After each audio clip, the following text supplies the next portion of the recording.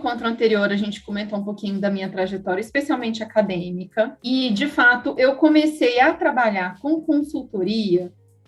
Desde a graduação eu já trabalhava, especialmente com temas relacionados à qualidade de vida no trabalho, dentro das organizações, saúde no trabalho, violência psicológica no trabalho, assédio moral. Então, eu já tinha, assim, uma experiência de estágio, né, da própria graduação em psicologia com a consultoria no serviço público brasileiro, que aqui é muito forte.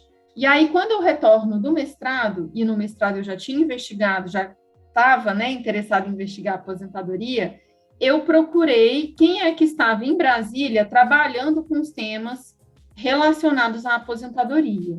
E aí eu encontrei uma professora da psicologia clínica aqui da Universidade de Brasília, que chama Sheila Giardini Murta. Então, a Sheila estava no ano de 2010, então já tem 12 anos, né? Como passa rápido. Ela estava lançando o Viva Mais, que é o programa de preparação para aposentadoria da UNB. Então, esse programa ele é dedicado a todos os funcionários, no caso, os servidores, técnicos, administrativos e docentes, professores da universidade. Apesar de que os professores não participavam muito, né? Porque tem aquela coisa, juiz, professor, quem tem alguns cargos, assim, de elevado status, poder, um pouco mais, sei lá, de elevados níveis de escolaridade, eles acham que eles não precisam desse tipo de programa. É o que a gente vê hoje, por exemplo, também nos tribunais. Os servidores administrativos, técnicos participam, mas a área fim mesmo, muitas vezes não. Então, eu comecei na época, atuar como facilitadora do Viva Mais. Acho que foi aí mais ou menos que eu, né, contei até a última vez. E nesse processo, o que acontece é que a Sheila, por ser professora da UNB, tinha muitas demandas, né? E muitas pessoas começaram a chamá-la para dar palestras sobre esse assunto. Qual é a importância do planejamento para a aposentadoria ao longo do ciclo da vida? Quais são as dimensões que a gente tem que olhar, além da financeira, porque as pessoas falam muito só do aspecto financeiro. E como a Sheila não tinha tempo de atender toda a demanda, sorte para a crise para mim, porque ela indicava a gente. Quando foi em 2012, na época, o Ministério do Planejamento, Orçamento e Gestão, eles queriam capacitar vários servidores públicos federais sobre esse assunto, Programa de Educação para Aposentadoria. E aí, então, a Sheila foi a coordenadora dessa formação e a Cris e eu éramos as monitoras.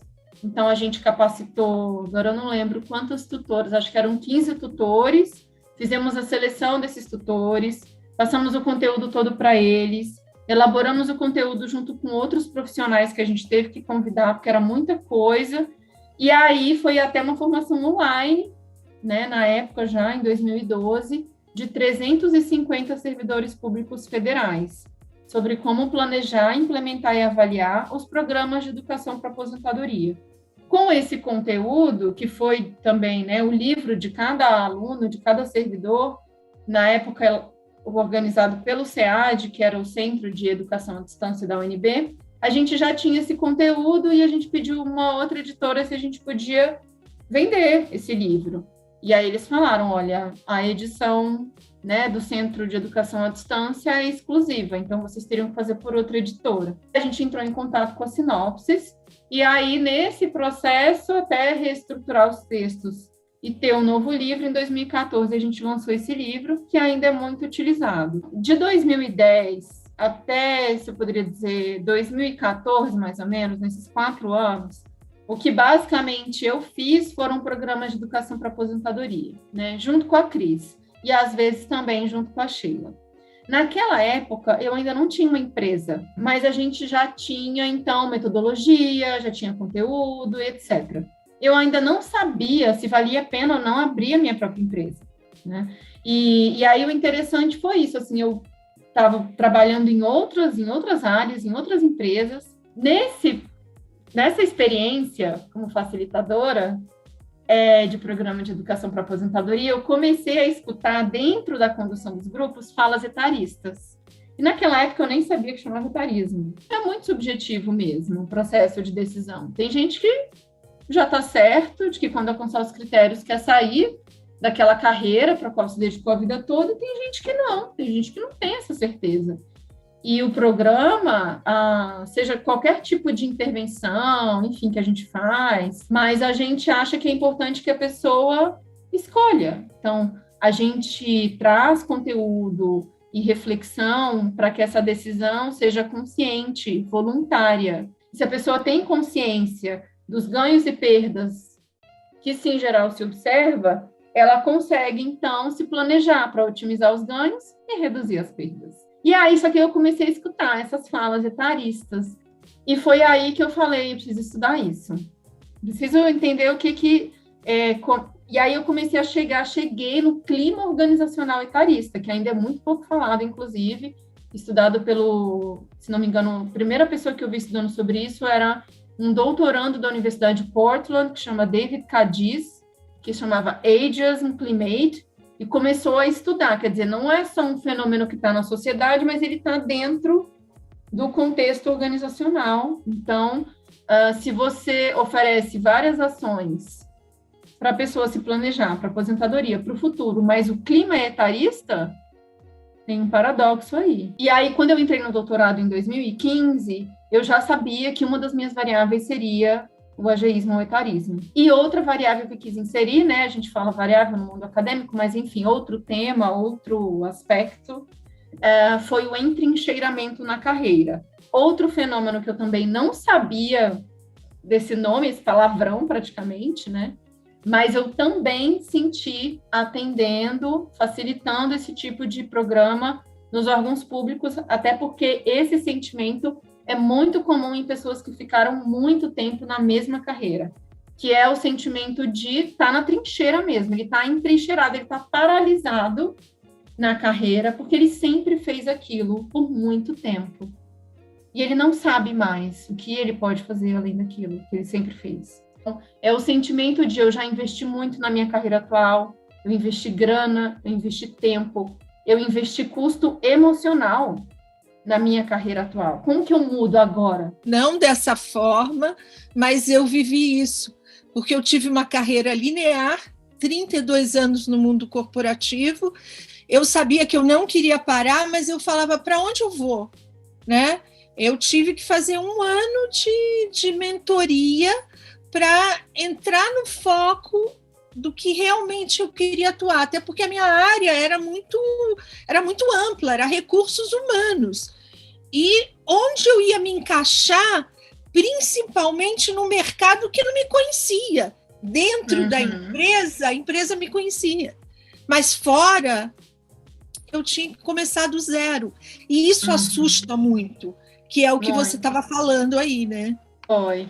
E aí foi muito interessante porque eu tive essa possibilidade justamente de investigar isso do ponto de vista acadêmico, né? E aí, olha só que interessante. Eu tinha outras variáveis também, por exemplo, centralidade do trabalho. Será que pessoas que consideram o trabalho como central em suas vidas se preparam menos para a aposentadoria, para o futuro? Em 4 dimensões. Então, eu avaliei preparação para aposentadoria nas dimensões saúde, finanças, estilo de vida, que é como, inclusive, ela ocupa o tempo livre, e psicossocial, que é o cuidado das relações, basicamente. Então, essas eram as minhas variáveis dependentes. Aí não vou entrar em detalhes da parte, né? A Jéssica conhece um pouco mais. E do lado de cá, eu estava investigando, então, o etarismo, né? Então, a percepção do indivíduo com relação ao etarismo, que traduz muito o auto-etarismo, que ela está falando dela mesma também, a percepção de entrincheiramento na carreira, a centralidade do trabalho, e outras variáveis. E eu me recordo que o etarismo e o entrincheiramento na carreira foram as únicas significativamente positivas, então, que impactavam nas 4 dimensões do planejamento. Em outras palavras, quem é mais etarista? Né? Então, quem tem mais preconceito e discriminação com relação ao envelhecer? Porque a gente estava olhando só o etarismo em relação a pessoas mais velhas. E quem se sente entrincheirado na carreira se prepara menos para o futuro. E aí, a hipótese que a gente tinha é que, assim, a pessoa pode considerar um trabalho central, mas isso não significa que ela também não está dando atenção para outras esferas. né? Então, eu conheço pessoas também, porque a centralidade do trabalho não significa necessariamente que a pessoa é workaholic.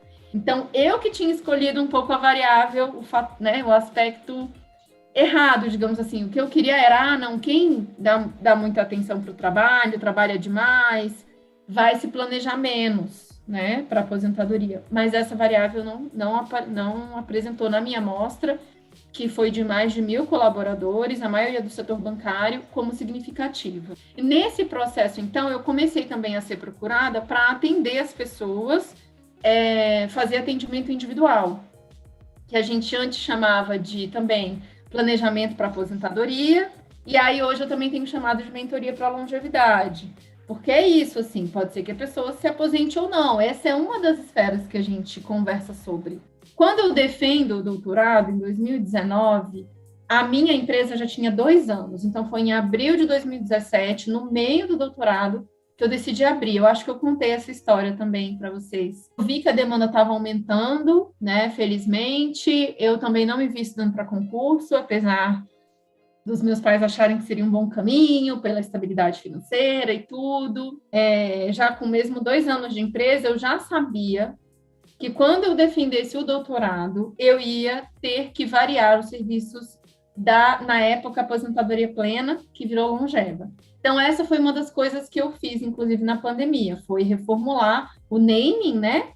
Que sendo da minha empresa, que sempre foi Florescer, treinamentos e atividades de psicologia Eireli, que é uma empresa, é uma Eireli. Então, sempre teve essa ideia do florescimento, tanto no logo anterior da aposentadoria plena como nessa. E aí a razão social é a mesma. Então, em janeiro de 2021, a gente acabou mudando. E no final de em março de 2019, quando eu defendi, eu já conhecia empresas aí de São Paulo que são referência nessa temática, como a Labora, a Maturi. O nosso objetivo também, né, até por uma questão, acho que mesmo de propósito nosso, é tentar ajudar pessoas de diferentes localidades, situação econômica e tal. Então, em abril de 2019, eu fui para São Paulo participar do Maturi Fest. Eu me inscrevi, falei com o Morris na época e falei, eu tenho uma empresa, chama Aposentadoria Plena, posso ter como é que chama, gente? Um stand no evento? Aí ele falou que podia, mas a minha parceira não conseguiu ir comigo, porque ela é servidora pública, né? E aí eu fui sozinha, e aí nos intervalos eu ficava no stand. Com a chegada da pandemia, eu achei importantíssimo me aprofundar novamente no estudo da orientação de carreira, da orientação profissional de carreira. Então, hoje, quais são os serviços que a Longeva oferece? A Longeva continua sendo muito procurada para oferecer programas de educação para aposentadoria em diferentes formatos. Além disso, também capacitar as pessoas que querem oferecer isso, né? Então, a capacitação de profissionais, independente de ser empresa privada ou organização pública, que quer aprender a planejar, implementar e avaliar esses programas. Então, a gente também fez bastante já essa capacitação. Consultoria e pesquisa dentro de qualquer tema relacionado à diversidade e inclusão etária. Então, pode ser fazer uma pesquisa para ver como os trabalhadores estão percebendo se a nossa organização é ou não diversa e inclusiva nesse aspecto, se há um clima etarista ou não, né? Se as equipes são intergeracionais, se há um incentivo ou estímulo à aprendizagem entre pessoas de diferentes gerações. Então, tanto no âmbito da pesquisa como da consultoria, a gente tem oferecido. Apesar de que a gente não vê ainda, né, é um processo, e essas empresas grandes de São Paulo também fazem esse serviço, então é natural que elas sejam mais convidadas para oferecer. Isso eu vejo que está engatinhando. Hoje em dia, felizmente é isso, o etarismo está em alta, né? Desde a pandemia para cá aumentou muito. A gente está começando a observar já o impacto da revolução da longevidade, e com a pandemia e todas as manifestações etaristas durante a pandemia, o tema levantou muito, assim, está super em alta. É muito emergente, né, Jo? A gente vê o que a Eli gosta de falar, e eu concordo, né? A questão da cultura, estar no DNA da empresa. Infelizmente, quando surgem esses temas mais polêmicos, como a própria saúde mental, a próprio etarismo, a questão da diversidade de maneira geral, a gente vê aquele boom, né, das empresas procurando, mas muitas vezes é para cumprir tabela, né? Para ficar aquela imagem bonita de que eu sou a favor. E não necessariamente ela traz isso para a empresa de modo consciente. Então, acho que falta muito isso para que esses programas, eles realmente sejam absorvidos da maneira como eles devem ser.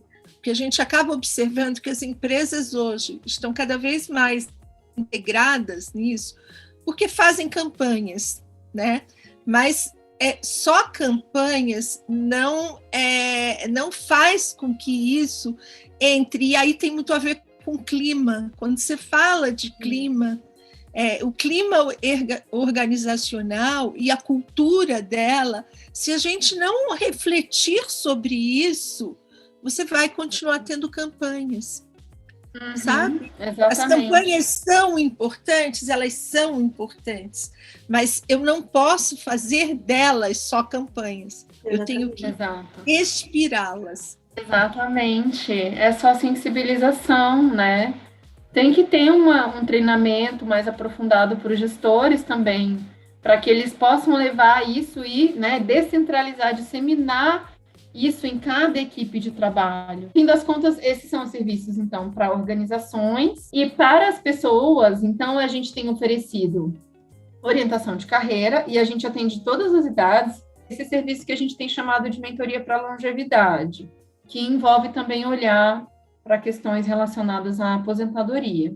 Como eu construo de novo a minha carreira de forma a entender que ela deixou de ser aquela coisa linear, né? Exato. Como é que eu me recoloco e ainda tendo um viés muito grande que é o etarismo, como você falou. Isso todas as vezes que eu termino a condução de um programa de educação para aposentadoria, as pessoas falam, como eu queria ter participado disso antes.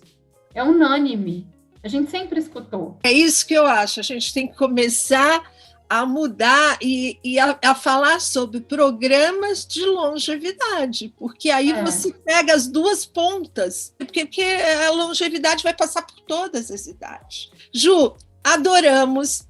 Eu acho que a gente vai ter mais vezes, por favor, porque com certeza dá uma aula, né? Gostaria de ficar aqui conversando muito tempo, mas é bom, porque toda vez que a gente quer mais, a gente pode ter mais. Obrigada a vocês, meninas. Fiquem à vontade.